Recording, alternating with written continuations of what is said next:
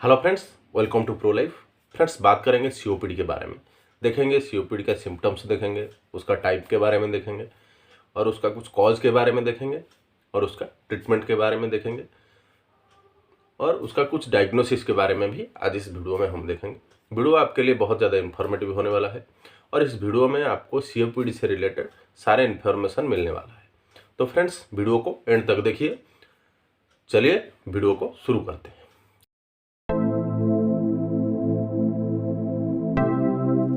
तो friends, COPD का मतलब क्रोनिक ऑब्स्ट्रक्टिव पल्मोनरी डिजीज।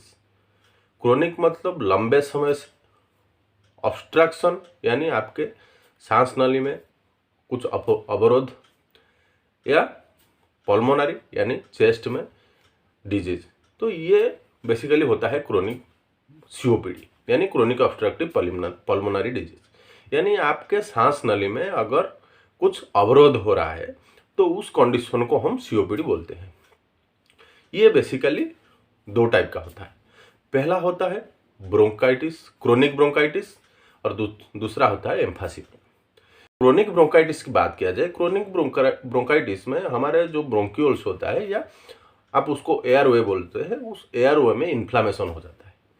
उस एयरवे में इन्फ्लामेशन के कारण आप जब ऑक्सीजन इनहेल करते हैं या कुछ भी गैस अंदर लेते हैं तो उस गैस सही तरह से हमारे जो लंग्स को तक नहीं पहुंच पाता है, जिसकी वजह से हमको सांस लेने में दिक्कत होती है। ये बेसिकली होता है क्रोनिक ब्रोंकाइटिस में। और इसका एक एक्यूट कंडीशन भी है।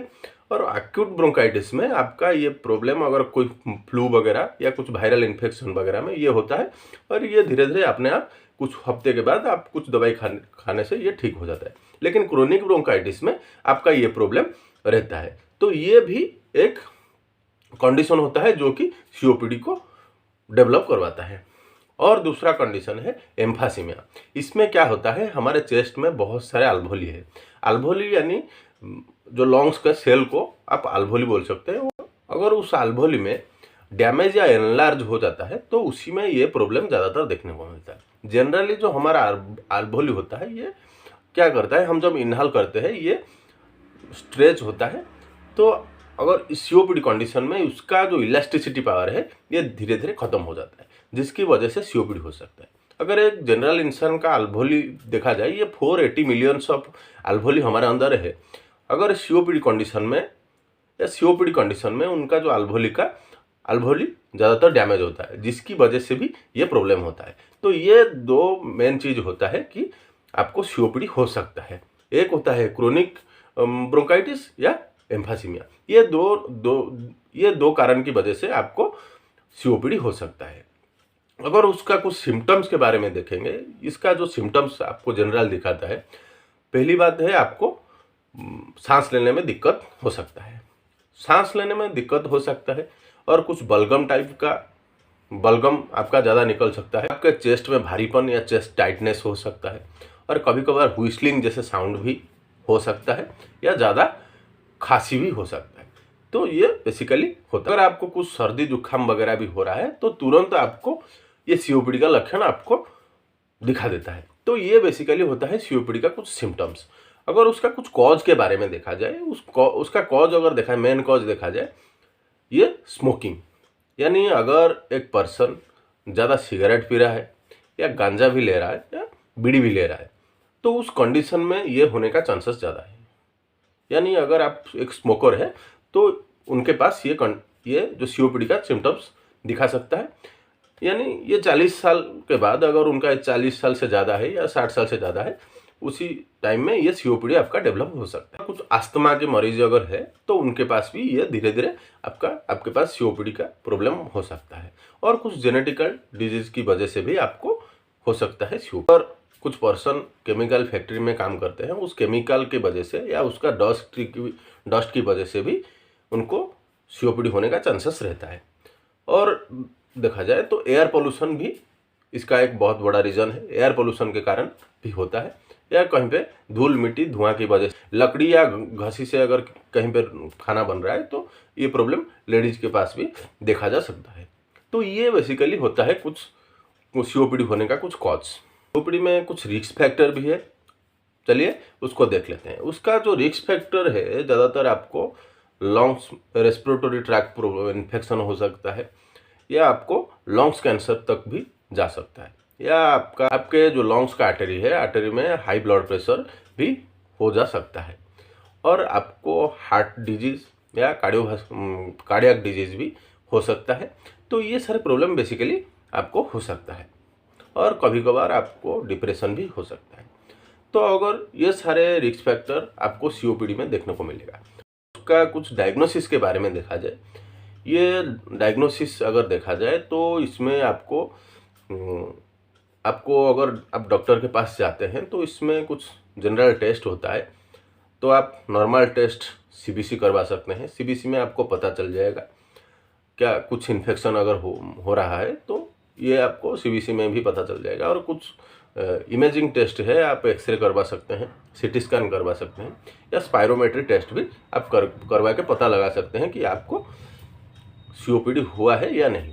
अगर एक इंसान को सीओपीडी हुआ है तो उनके पास, अगर उनके ट्रीटमेंट के बारे में देखेंगे, कुछ जनरल ट्रीटमेंट उनके लिए, तो सीओपीडी के कंडीशन में उनको ब्रोंकोडायलेटर दिया जाता है। अगर कुछ ब्रोंकोडायलेटर की बात किया जाए, आपका लिवोसाल्बुटामोल या बुडेकट के नाम से या एस्टालिन के नाम से आपको मार्केट में मिलता है, इसको लेना बहुत ज़रूरी है। और कुछ कॉर्टिकोस्टेरॉइड भी आता है, जैसे कि आप बोल सकते हैं ओमनागट्रिल भी, पेडेंसोलोल करके भी कुछ कॉर्टिकोस्टेरॉइड आता है। ये आप ओरली ले सकते हैं या इंजेक्शन फॉर्म में भी ले सकते हैं, ये आपके लिए फ़ायदा हो सकता है। और कुछ इन्हालेशन भी आता है, आप डाउनिल बुडेकट करके भी आता है, आप उसको दिन में 2 बार इन्हेल कर सकते हैं, उसी में भी आपको थोड़ा आराम मिलेगा। और कुछ म्यूकोलाइटिक ड्रग भी आता है, आप उसको भी ले सकते हैं, एसिप्रोफाइलिन आता है, थियोफाइलिन आता है, आप ये सारे ड्रग भी आप ले सकते हैं अगर आपका ब्रीदिंग डिफिकल्ट हो रहा है। कॉर्टिकोस्टेरॉइड आप ले सकते हैं अगर आपका चेस्ट में इन्फ्लेमेशन को रिड्यूस करने के लिए, आप कॉर्टिकोस्टेरॉइड का भी यूज करवा सकते हैं। और कभी कभार आपको ऑक्सीजन थेरेपी भी लेना बहुत ज़रूरी है। कभी कभार आपका ऑक्सीजन लेवल पूरा डाउन हो सकता है, यानी आपके रेस्पिरेशन से रिलेटेड प्रॉब्लम हो सकता है, उसी में आपको ऑक्सीजन थेरेपी लेना बहुत ज़्यादा ज़रूरी है। तो ये सब आप करवा सकते हैं। और कुछ अगर आपका बलगम भी ज़्यादा निकल रहा है तो आप कुछ बलगम निकालने एक्सपेक्टोरेंट वाला कफ सिरप आता है, तो आप उसको भी मार्केट से ले सकते हैं, या आपके डॉक्टर के एडवाइस के अनुसार आप ये सारा दवाई आप ले सकते हैं।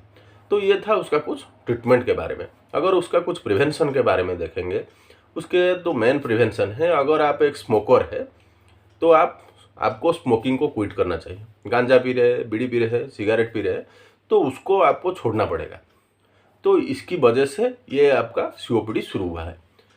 अगर एक पर्सन को अगर सही तरह से उनके घर में वेंटिलेशन या सही एयर नहीं मिल पा रहा है, सही ऑक्सीजन उनको नहीं मिल पा रहा है, तो उनको कुछ अच्छे से ऑक्सीजन जगह या अच्छे से वेंटिलेशन रूम में उनको रखना चाहिए, ना कि कहीं पे पोल्यूशन वगैरह हो रहा है तो उसी जगह पे उनको थोड़ा रेस्ट्रिक्शन होता है, क्योंकि सांस लेने में इसमें बहुत ज़्यादा डिफिकल्टी हो रहा है। तो इस बात में भी ध्यान रखने वाली कुछ है। और उनको अपना वेट भी मेंटेन करके रखना चाहिए, सही खाना भी देना चाहिए, जो कुछ खाने की वजह से भी आपको ये प्रॉब्लम भी हो सकता है। आपको रेगुलरली एक्सरसाइज, योगा वगैरह भी करना चाहिए, जिसमें आपका ब्रीदिंग एक्सरसाइज आप करवा सकते हैं, या योगा वगैरह भी करवा सकते हैं, जिसमें आपका एयरवे ज़्यादा रिलैक्स होगा या आपको सही लगेगा। तो ये भी आप कंटिन्यू करवा सकते हैं। ये आदत से आपको ये सीओपीडी का प्रॉब्लम से आपको छुटकारा मिल सकता है।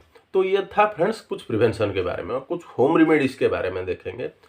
आप अपना घर में थोड़ा गर्म पानी लीजिए, उसमें थोड़ा अदरक को डाल के, अदरक और थोड़ा हनी के साथ मिला के आप उसको सेवन कर सकते हैं। या टर्मरिक का ड्रिंक आप पी सकते हैं। तुलसी और वार्म वाटर मिला के आप भी पी सकते हैं, और हनी वार्म वाटर भी आप उसमें पी सकते हैं। तो फ्रेंड्स ये था सीओपीडी के बारे में पूरा इन्फॉर्मेशन।